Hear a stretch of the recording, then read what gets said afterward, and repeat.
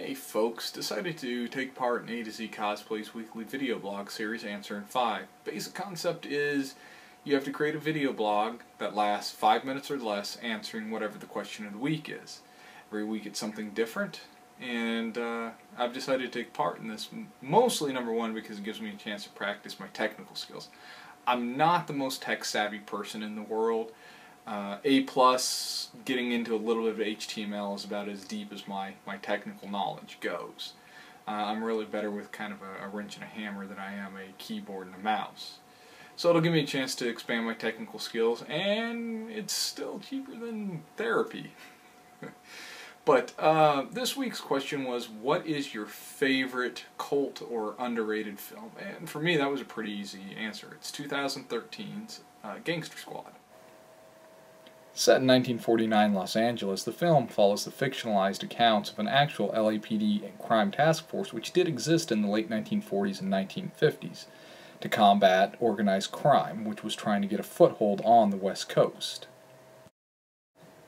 The cast is anchored by Emma Stone as the beautiful red-headed etiquette teacher who is also the main love interest of Ryan Gosling, who plays the quiet but strong war hero turned cop.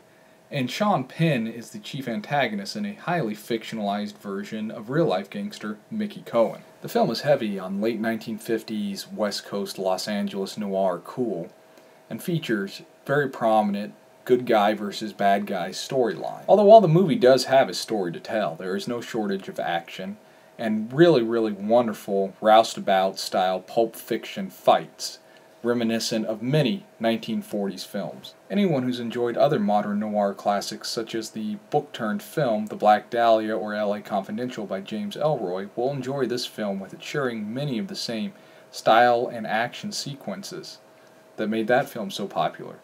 And fans of the game L.A. Noire will recognize many of the elements as well.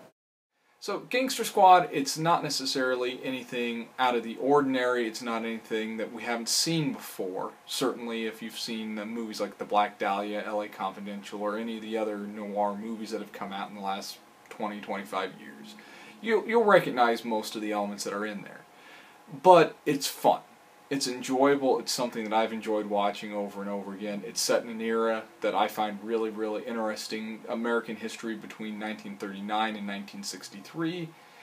And it's a good, fun movie that I sometimes think doesn't quite get the appreciation that it deserves. And it really is kind of the movie that I would have made if I'd been given tens of millions of dollars to make a movie specifically just to entertain myself. So, this concludes my very first video blog ever. I may or may not go back and do some of the other blogs that they've done in the past. We'll see. And, hopefully I'll be back. So, y'all take care, and I'll see you next time.